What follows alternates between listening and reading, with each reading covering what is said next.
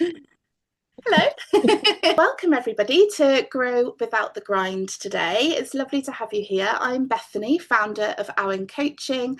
I coach fundraisers, founders and freelancers, and my work really focuses on helping people in our lovely charity sector to do good and be well at the same time. And today I am delighted to be joined by Katharine from Bamboo Fundraising Recruitment, who's going to introduce herself. Everybody. Thank you so much all for coming. So I am Katharine. I'm a senior recruitment consultant with Bamboo Fundraising. I have been a fundraiser as well. So I was a fundraiser for 14 years. I looked after events, community, corporate, bit of high value, kind of done a bit of everything. And I've been a fundraising recruiter now for just over 3 years. Thank you. And yeah, together we've both worked in fundraising, lived and breathed fundraising for many years, and seen the sector from many different angles. So today we wanted to really come together and give you the opportunity to have some space to pause, to reflect, and to reconnect really with what a healthy and sustainable career in fundraising can look like. We know how demanding this work can be. We've lived it. We still experience it daily. So thank you for protecting this hour for yourself today, whether you're here with us live or catching the replay. We really appreciate that you've time to focus on yourself and building a healthier career in fundraising. So before we dive in, we would love to hear from you. Let's start with a quick question. How are you feeling about work right now? You can use the chat. One word is perfect, an emoji if you would rather. Whatever you fancy to let us know how you're feeling about work at the moment. Overwhelmed. Rest. Drained. Tired. Yeah. Okay. We expected this. Yeah. I think when we work with fundraisers, both Katharine and I in different capacities, but I think one of the most common things we hear is how exhausting it all feels to chase new donors, manage multiple campaigns, to be expected to do so much more with so much less. I've heard the same thing from fundraisers again and again, is that, you know, I care deeply, but I'm exhausted. So you're really not alone in how you're feeling. It's a really, really tricky time at the moment. There's so much passion in our sector, but passion alone does not protect our well-being. And wearing lots of hats, master of none, oh bless you. You juggle a lot as a fundraiser. You've got smaller teams now, increased pressure, more emotional labor than ever. It's really tough. So today we want to help you to understand what's happening around you and how we can redesign your work and career to feel much more sustainable. So I'm going to hand over to Katharine to give us a bit of an overview from the recruitment side. Thanks, Bethany. So yeah, I'm going to start with a kind of a quick overview of the sector to start with. So first of all, as you know, I think you are all feeling demand for services is rising, budgets are tightening, and a lot of you are feeling this daily, as expressed in our question there. Your charity is being asked to deliver more with the same, or probably, let's be honest, fewer resources. Donations have stayed flat, and so the pressure on kind of you as income generators weighs really heavy. Secondly, we are seeing fewer donors. So in 2019, it was 58% of people gave to charity, and by 2024, that was much closer to 50. That means you're competing for attention in a smaller donor pool. So your targets may look the same if you're lucky, but they're probably looking bigger, and you're competing in a much smaller donor pool. Thirdly, teams are under strain. again, as expressed by the question we asked earlier, we're seeing that there are high workloads, vacancies that stay open for longer as they search for the right person, or as they kind of try and see if they can do without that role being filled at all. Colleagues leaving due to burnout is really common these days, and so many of you probably will have felt that sense of juggling a lot more than just the one job description that you thought you were getting into.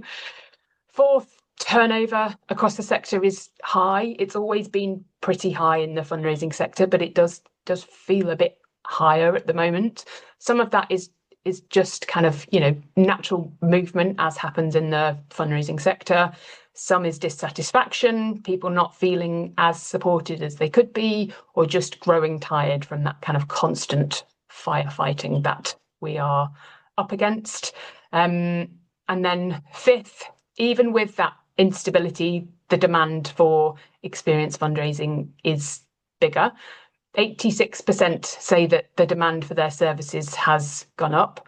Organisations do need skilled fundraisers, which does give you more of that kind of power and choice than you might think you have.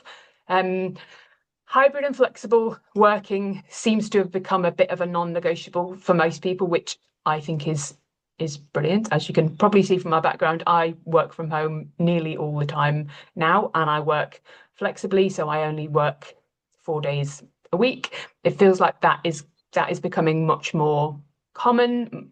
A lot of people kind of have done it and now don't want to go back to another way of working, which I think is really solid.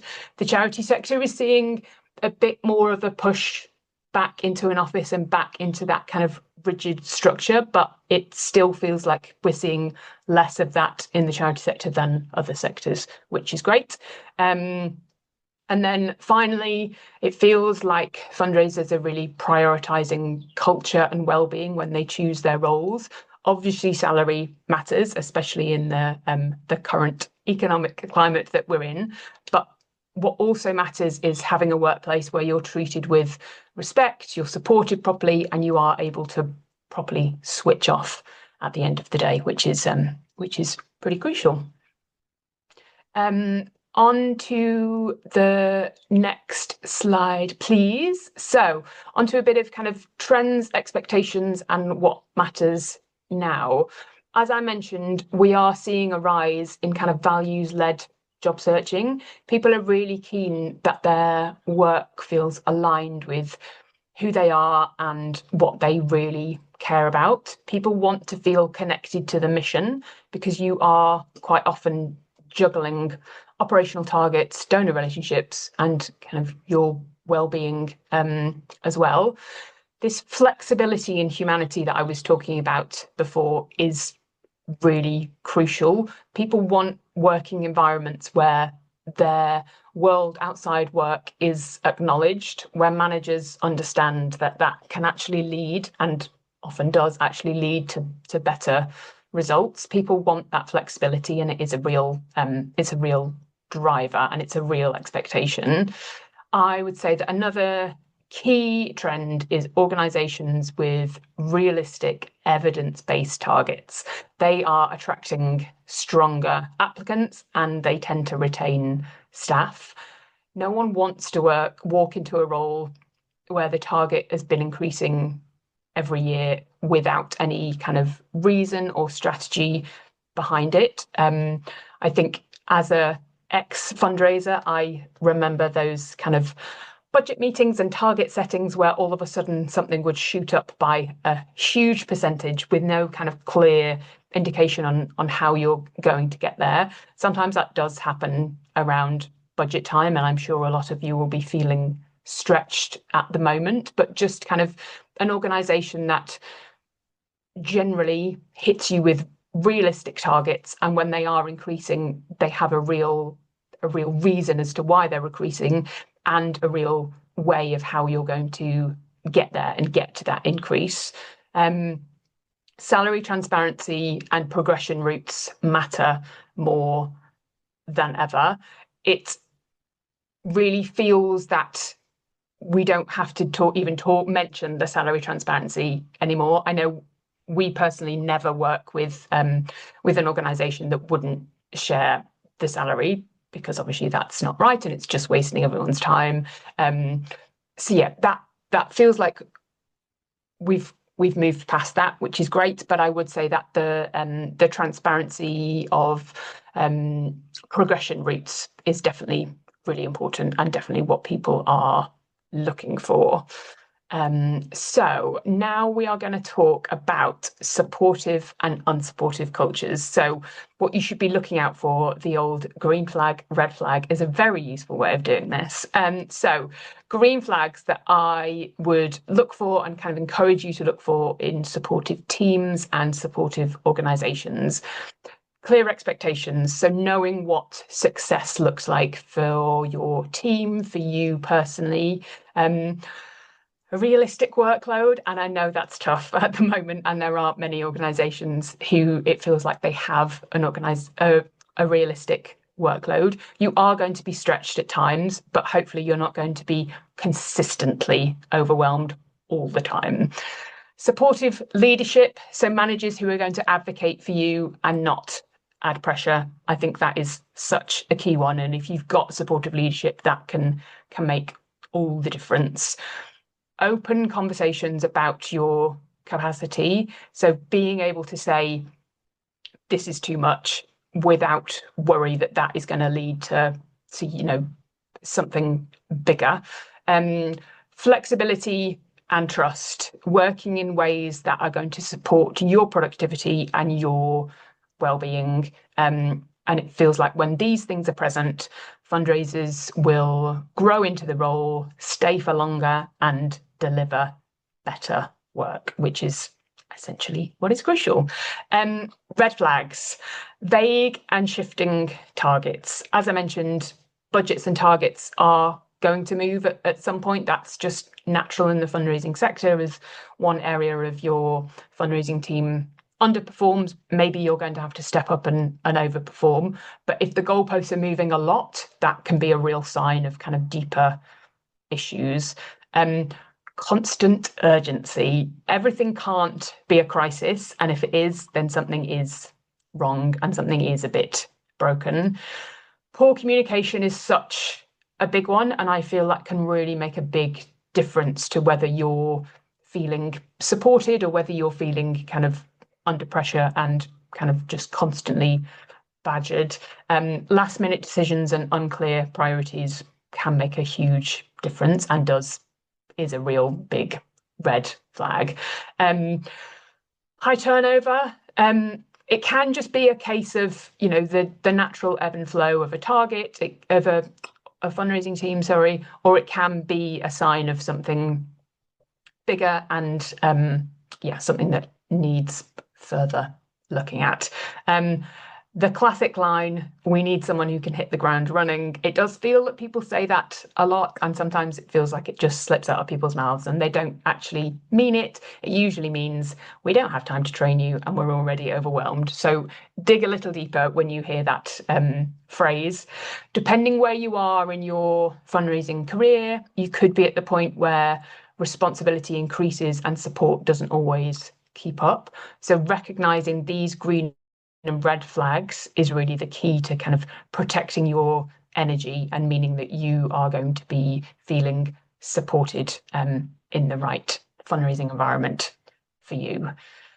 So we're going to talk about what to look for when applying for roles if you've come to the point where you are thinking of looking for a new role, or if you're at the tricky point of potentially redundancy is looming. These are the things that I would say are the kind of the key to look out for when applying for a role. As I mentioned before, with salary transparency, thankfully we don't see many jobs without salaries anymore. The other thing to be slightly wary of is a role with a massive salary bracket. There can be reasons for this, and it can be that they're genuinely open to someone at the lower end working up, or they're looking for someone at the higher end. But always check what that bracket means and just be a little wary if that salary bracket is too huge. The job spec should have really clear responsibilities on there and not just list everything that a fundraiser could possibly ever have to do. I would always suggest, obviously, having a look at the charity's reports and fundraising trends. Are the fundraising results stable? Has there been a huge growth? Is that growth kind of a one-off huge donation, or is it a kind of steady growth? Is fundraising declining? And there are going to be quite a lot of charities out there where fundraising is declining, and that's not necessarily a huge red flag, but just have a look at it and have a think about it in the kind of the context of the organization and what's happening. Have a look at staff turnover. Again, as I mentioned before, it can be a big red flag, or it can just be the natural ebb and flow of an organization. Sometimes you will go into somewhere and it feels like the whole fundraising team is new, and it could just be there's been one kind of key personnel change and some people have followed suit. Have a look at Glassdoor, or kind of speak to people to have a think about and to see those sorts of those reviews and what people are saying about the charity and the organisation. I would take Glassdoor reviews sometimes with a pinch of salt and have a think about what you do when you have a complaint. Personally, I hardly ever write reviews, but if I do, they tend to only be for bad things. And sometimes people just take to Glassdoor when they've had a grudge and they've had a bad experience, and it doesn't necessarily mean that the whole organisation is terrible. If you know people who work there, check in and see what they can say. Obviously, if you're working with a recruiter, you can dig a bit deeper into all these points. You can ask the questions. The recruiter can ask the kind of the trickier questions for you, but will hopefully come with those sorts of answers. And so that will really help. So that's what to have a look for when applying. Next up is what to look for when you are interviewing. I always say this, but when you're at interview stage, it really is a two-way street. You are interviewing them and you are looking at them and trying to assess what it would be like to work there. It can be tricky at interview process because obviously you're trying to make the best impression that you can to get the role, but have a real think about the questions that you ask. Again, some of these can hopefully be asked by a recruiter, or you can find out, but quite often it's good to hear all these from the organisation themselves. So ask about the team structure and why the role is vacant. Is the organisation growing? Did someone leave? Do you know why they left? These are all questions. Have a check about targets. Have a think about whether they are actually evidence-based. If they're plucking £1 million and last year they only raised 200,000, how are they expecting you to get there, and what budget have they got to make sure you can get there? How did they land on these new numbers? Ask about how success is measured beyond income. Obviously, as fundraisers and people who work in the charity sector as a whole, income is really important and it kind of is the bottom line, but do they value stewardship, pipeline, cross-team collaboration? Those are all the things that I think really add to it and will make it a much more well-rounded, supportive organisation. Clarify the flexible and hybrid working expectations. Again, this is hopefully something you can do with your recruiter, but obviously if you don't have one for this role, those are the things to check in about, not just the policy on that, but the culture. Is everyone actually in 4 days a week when they only really need to be in 1 day a week? Are people in for the sake of being in, or is it a really kind of collaborative feel when you are in the organisation? And then have a think about the process and the process as a whole. Are you feeling that they are respecting your time? Are they kind? Are they friendly? Do you get a good vibe, for want of a better word, from them as you go through the process? Do they give good feedback? Those are all the kind of the real key bits of this. And then when you're deciding, when you've got an offer, the real key bit, I think, is to trust your instincts. Are you feeling excited or are you dreading it? Have a think about whether you feel that the culture really aligns with your values, and really consider the long-term progression and not just the immediate role. Can you see a future at the organization, and can you see where the next steps are at the organization, and do you think you could stick around there for a while?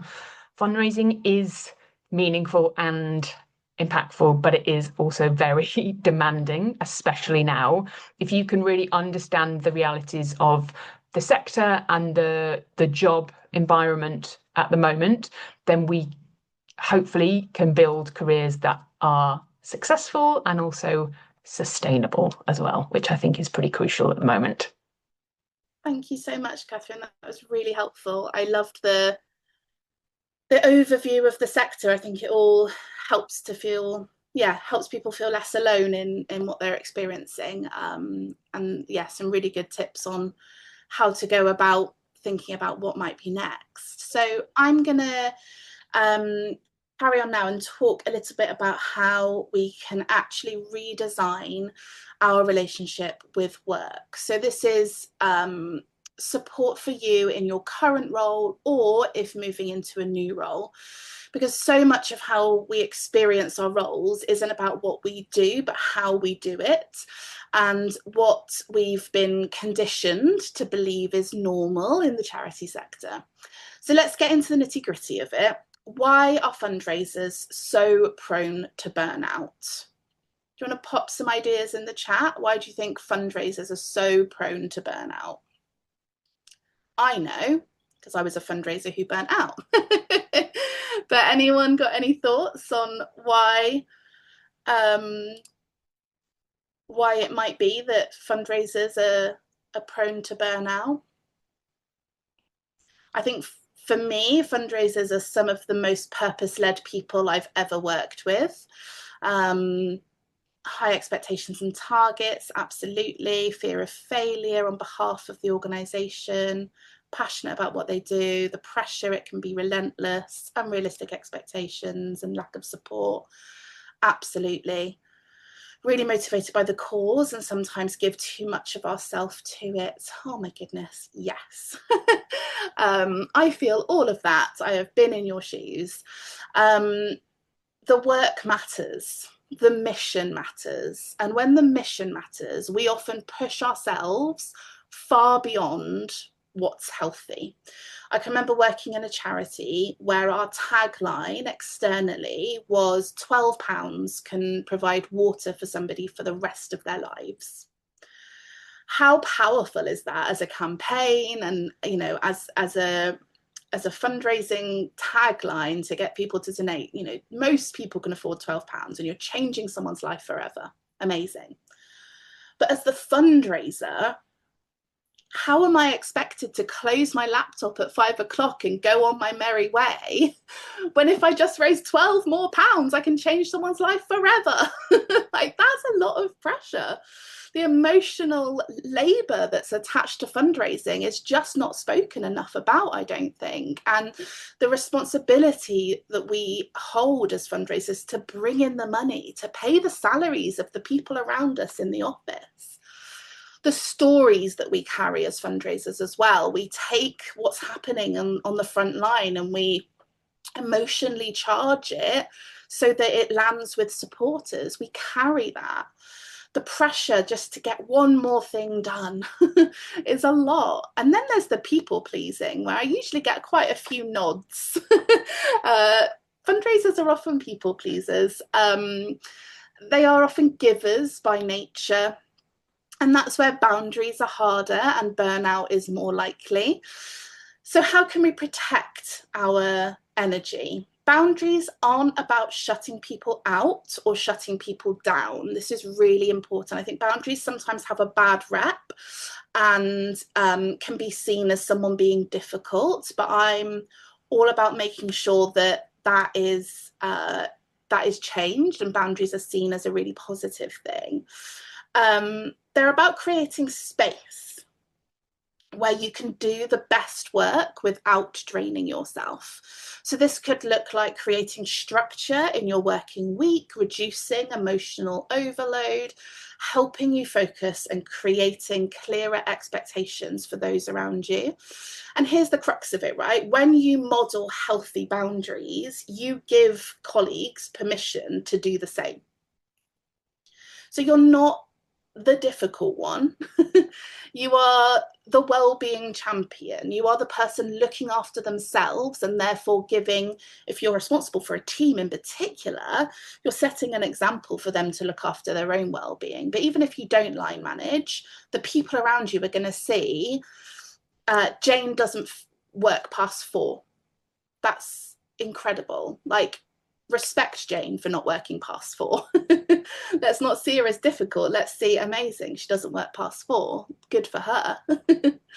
So this doesn't have to mean really rigid schedules or big overnight changes. I think sometimes we can think there's so much that needs to change. This is just not working for me at all. But healthy working patterns are usually really simple things done consistently.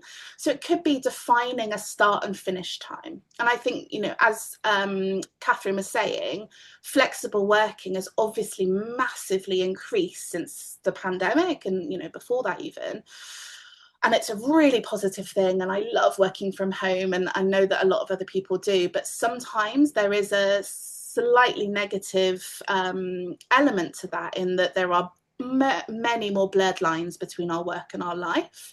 And I'm not sure that we have been intentional about designing those and what that looks like in this newer way of working.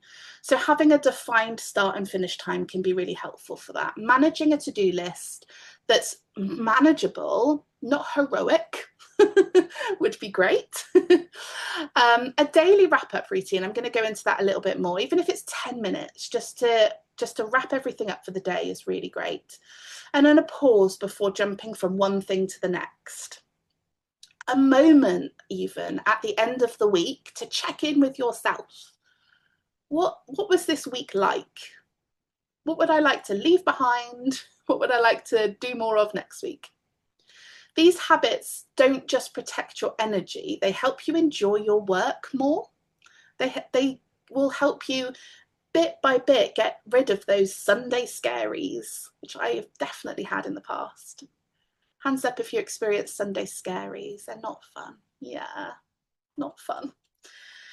If you're considering a new job, or you're in the early stages of one, this is a really good moment to reset. And if you're working with a recruiter and you're thinking about, is this the right workplace for me, or you're looking for a new workplace, it's a really good time to assess what you want. I don't think we ask ourselves that enough.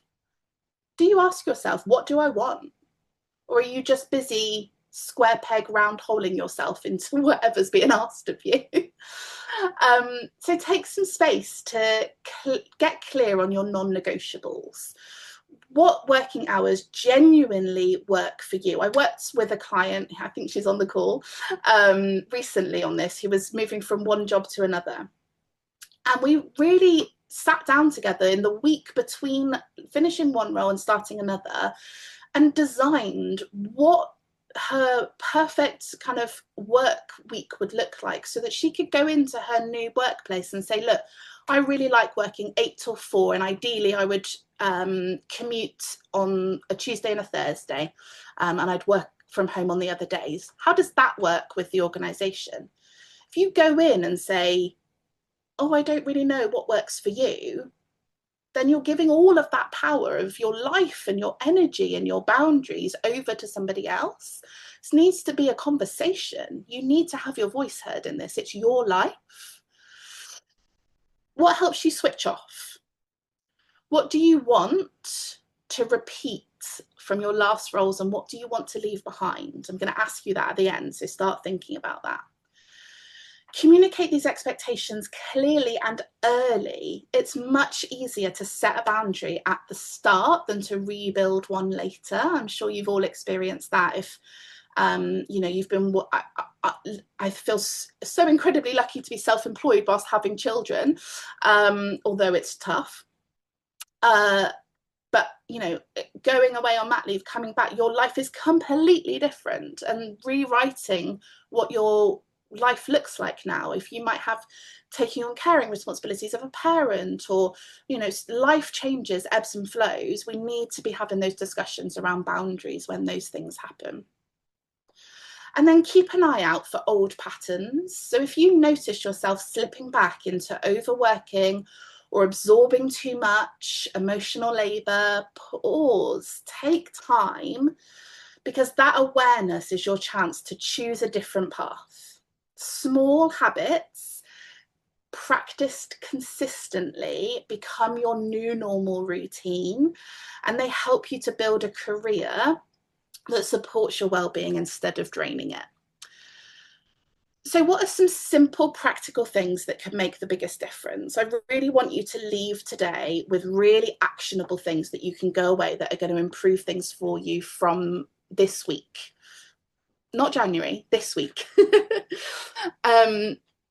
So we often think that we need a massive overhaul, but actually it's the sustainable micro habits that change everything. So clarity creates a boundary your brain can trust.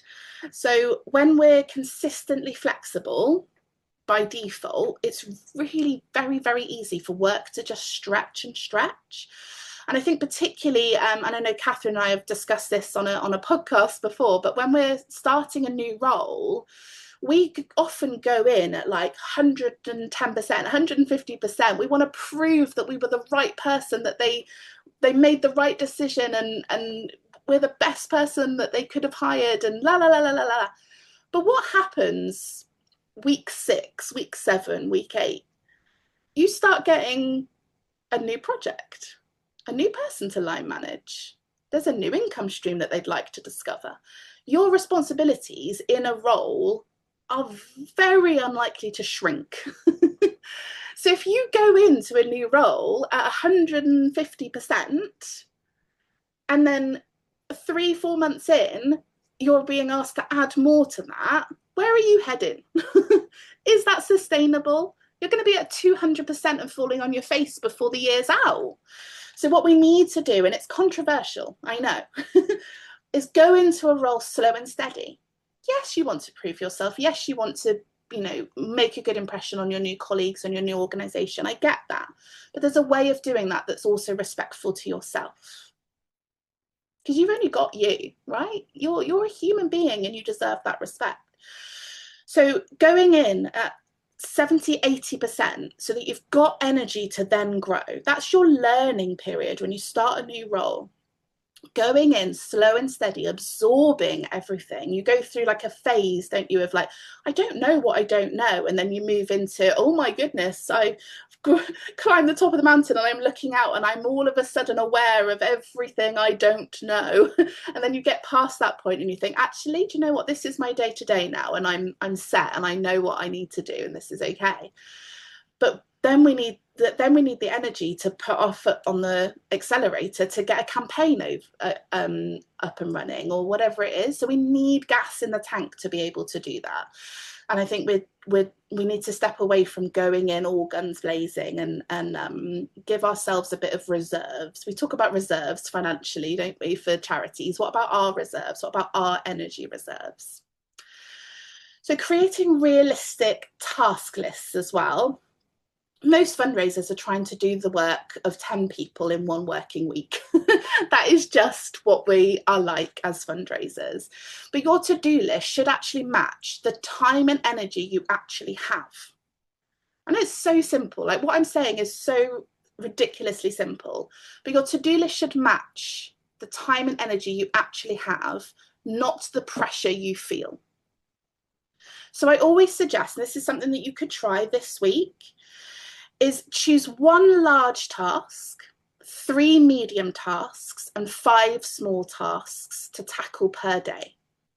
It's the 1-3-5 rule. You can Google it. I've not made it up. It's tried and tested, borrowed. 1-3-5. and everything else can wait. You are one person. And if anything else gets done, it's a bonus. And that mindset shift from, oh my goodness, my to-do list is never ending, it's on to the next thing, on to the next thing, on to the next thing, shifts. Because you've gone, oh, I've done my one thing, oh, I've done my three things, oh, I've done my five things, oh, I could add something else, aren't I good? Completely different mindset. The other thing is closure points. So there need to be moments in your day that close the loop on working really hard.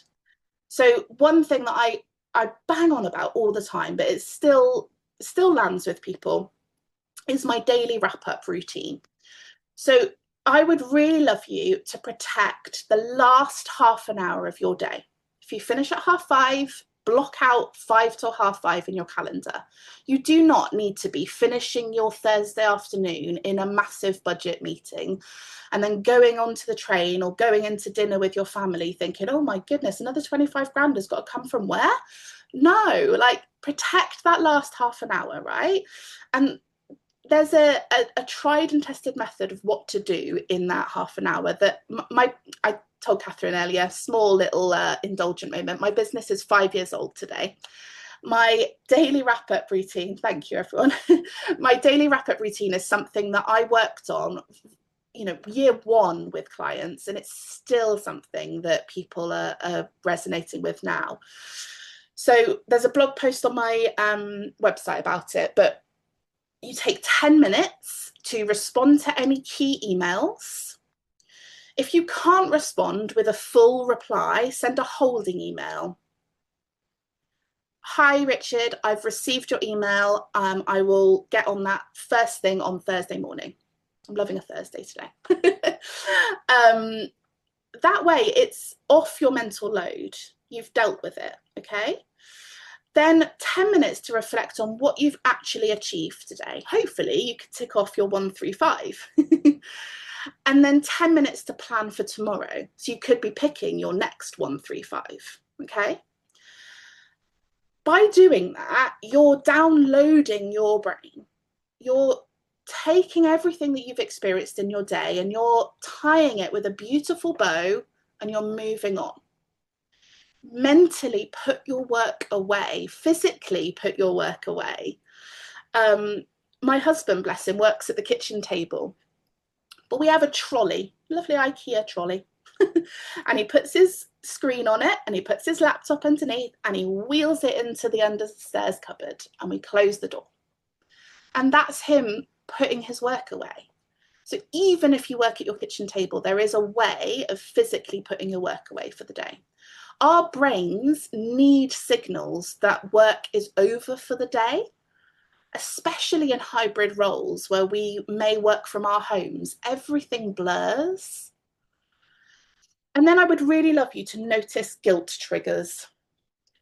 So when guilt pops up, it could be, I should be doing more, I shouldn't take a break. It's a sign that something isn't aligning. It's a sign that shouldn't be ignored. Guilt should never be ignored. It's probably a message, a red flag. It tells you exactly where a boundary wants to be or probably needs to be. So have a think about that when you get that niggling feeling. Is that where a boundary needs to be? Do I need to speak up in this moment? And then transition rituals. I love transition rituals. Bit like the daily wrap-up routine, but maybe even after the daily wrap-up routine to take you from closing off work into your life. It can be tiny, right? It could be a quick walk, a cup of tea, a much needed wee. Who holds their wee longer than they should because they're focused on working? That's not spoken about enough. I honestly don't think there's a webinar on my YouTube channel where I've not said the word we. Have a bloody wee. I bet you'll think about this when you're in the middle of a Trust and Foundations application or something, or you're back-to-back meetings. You'll think, Bethany said I need to have a wee. It could be a stretch. It could be a deep breath. It could be a 2-sentence journal entry. Realistically, in my life at the moment, mine looks like playing rough and tumble on the playmat with my toddler and my baby before dinner. These rituals tell our nervous system that we're switching modes. Someone in the chat said they wear lots of hats. This is an opportunity to change hats, but you're telling your nervous system, your brain and your body that it's happening, and you're doing something to differentiate between work and you. And then over time, these will build emotional resilience and protect that constantly on feeling that we've all experienced. So we've shared a lot of information here. So I wanted to summarize 3 quick things that are powerful ways you can look after yourself while working in fundraising. So first, set realistic boundaries around your availability. Boundaries are one of the most effective tools for protecting your energy. This might look like setting those clear times for when you are going to respond to supporters or internal emails. I've seen more and more people are putting out of offices on that say, I've got a day full of meetings, I'll get back to you tomorrow, or I'm out on a client visit today, so I'm not with my emails, or whatever it is. Just give people a flavor, set expectations of you're not always on, your focus is elsewhere. Being upfront with your colleagues about what you can realistically take on. So say you're during like a busy campaign period. Some of you might be doing the big give. Is that happening? I can remember that. That was chaos, wasn't it, that week? What can you realistically take on? Do you need to shut out everything else other than that one campaign for that week? And then do you need the next week to recover? And actually make sure that you're learning from what happened during campaign week, and you can do it better next year, and you can physically, mentally, emotionally recover. Because I think sometimes we're so quick to do a massive campaign and then on to the next thing. So setting some recovery time into your calendar, block it out. I'm recovering from the big give. And again, these boundaries are not about shutting people down or shutting people out. They're about creating clarity so that expectations are managed. Clarity helps you, your supporters, and your colleagues feel more at ease. They know what to expect from you. Secondly, disconnect your self-worth from your professional success. I think we are all, understandably, if we think about I'm doing an analogy, hang on, bear with me. If we all think about the charity sector as a roller coaster, and we're all strapped in and we're up and down, up and down, up and down, up and down, and that is an awful journey to be on, to feel like all of your emotions and all of your energy is swimming around in the up and down of the roller coaster of the charity sector. It's easy to feel pressure to keep pushing out more comms, more appeals, more updates, but volume doesn't always lead to success. Fewer, more thoughtful touch points with supporters often create deeper trust and stronger loyalty. And your fundraising efforts, be it successful or challenging, do not reflect who you are. You are so much more than your role. You are Sarah, you are Marcus, you are Jane, Annabelle. You are people. And it's really hard out there at the moment, but you are still awesome. The state of the sector does not reflect you as a person. I was made redundant 3 times before I was 30 from our wonderful charity sector. No fault of my own, may I add. It's a lot. Last one was the pandemic. That was enough for me. Sorry, Katharine. Okay, and then build recovery time into your schedule, especially between roles. I was delighted when the client that I'm working with at the moment had put a week in between finishing a role and starting a role. It can feel daunting though, right? If you've always worked PAYE and your paycheck to paycheck every month, it can feel really daunting to be like, oh, I'm going to have a week where I'm not, or a month would be nice, a week where I'm not being paid. that can feel really quite daunting, can't it? But actually, you need to have a bloody rest. Like, that's really important. What I see too often is people moving straight into the next role without pausing, and that's where burnout builds. So add recovery time. It's absolutely non-negotiable. This can mean taking annual leave for your last week, or scheduling your start date a week after you finished your previous role. Your energy is not limitless, and recovery is part of a sustainable delivery of your career. So to wrap up, boundaries, recovery, and disconnecting your self-worth from your professional success. These simple shifts can make a huge difference to how you feel at work and how you approach your next role if you're going into a new role. So take 60 seconds now. Hypothetically, or realistically, if you're in that space, you're leaving your current role and moving on to another role. So take a moment to jot down, what will you leave behind and what will you carry forward? And it could be overworking, taking on the emotional impact of the cause you're working for, saying yes to everything. I've worked on a yes filter with one of my clients recently, where before she says yes to additional work, she literally goes through a set of questions we designed for her before she says yes to things. Well, hi Jane. Yeah, hi. So that was really useful. So I would say I'm reasonably boundaried at work at the moment, and I think I have reasonably good habits that have been built up over quite a lot of years of having bad habits and just gradually learn them. But I'm changing roles soon, and my plan was to go in and think, right, okay, so I need to go in at, exactly like you were saying, I need to go in at 120 miles per hour. I need to really prove myself in this new role.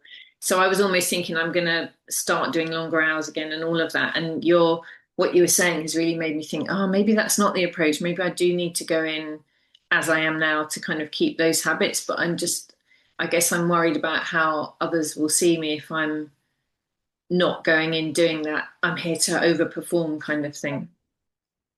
Well, if I was on the team that you were joining, I would say, isn't that amazing for Jane?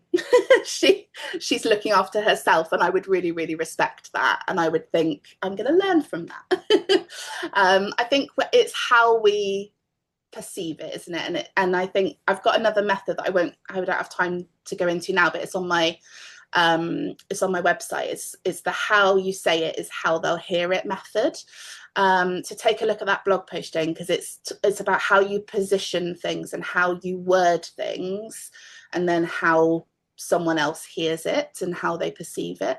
So that could be a helpful one when you're having those conversations, if you do want to go in and protect what you've worked so hard on. It sounds like you've done all of the hard work. Let's not undo it now.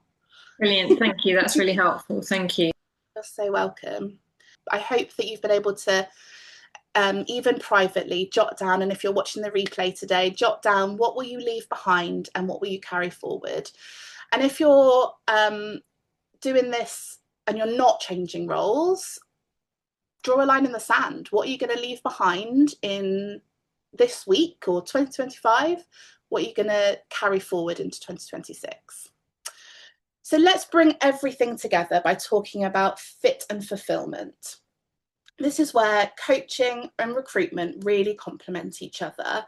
From a coaching perspective, clarity is everything. When you pause to understand your strengths, your triggers, where your boundaries should be, and your working patterns that genuinely support your well-being, the whole process of your career becomes easier and calmer. Coaching really helps you to see what you truly need and what you want. What do you want from a role, and what you absolutely need to be doing, and what you absolutely need to not be repeating in a new role. Yeah, it can really connect you to roles that match your values. So when you're working with a recruiter, or when you're thinking about moving on to those next steps, having a real solid idea of what your values are and what you're looking for is such a great, important place to to start, and you can really dig down when you're finding that next role, about dig into their values. Do they match your values, and are they aligned together? Because that is such a key one, so important. And also the values of the organization, but the culture inside the Oh, organization as well. absolutely. So often those are disconnected. I've worked with so many burnout fundraisers that work in mental health charities. And I'm like, hello, you're supporting people who are suffering with mental health issues, but you're burning your staff out. This is crazy. So checking the internal culture as well as what the values say on the website, and make sure those things align, because sometimes they don't. So fit. Actually, what does that look like? Fit isn't about the fanciest job title or the biggest organization. I've definitely been prone to this. I would, before starting my business, wherever I worked, I looked at the most successful senior person in the room, and that was my North Star. When I was in school, I wanted to be a teacher. When I was at uni, I wanted to be a lecturer. When I worked in a theatre, I wanted to be the artistic director. Wherever I was, I wanted to be the most senior person in the room, and that is not success or fulfillment. And I've learned that the hard way. I need to be my own boss. That's what I need. But it's about, the fit is about feeling safe, supported, energized, and respected. It's about being part of a culture that aligns with your values rather than draining you. Things like communication style, workload expectation, leadership behaviors, my goodness, are they red flags you need to be looking out for? And flexibility, all really play a huge role in fit and your overall fulfillment. Yeah, couldn't agree more. I think trust is another one that is huge. I think organizations should be trusting you to start with. I think, that should be the base level, and then you can, only grow from there. Yeah, absolutely. And it looks different for everyone, right? Fulfillment, Yeah. it can be having energy left at the end of the day to walk your dog, or it can be feeling trusted and supported, or it can be doing work that matters without sacrificing yourself, or being an environment where you can be your natural self without having to put on a front at work, or whatever it might be. It really is personal to you. If you would like to continue this kind of work, you're very welcome to explore my Do Good, Be Well programme. This is designed to help fundraisers build healthy rhythms and boundaries. I'm fully booked for December and January, so this would have to start in February. But it's across 12 weeks. We work together on practical tools and mindset shifts that help fundraisers to move from survival mode into a place of clarity and sustainability. So you'll have 6 structured coaching sessions fortnightly. Although I have boundaries and I only work term time only, so if it falls on one of those, we'll skip a week. Practice what I preach. If this sounds like the type of support that you need, you can find all the details on my website. Thank you, everybody, for joining us for Grow Without the Grind, building a healthier career in fundraising. And thank you so much, Katharine, for joining us today as well. Your insights were so important and yeah, very, very needed at the moment in the sector. So thank you so much for joining me. You've done this before, Bethany. You're a pro.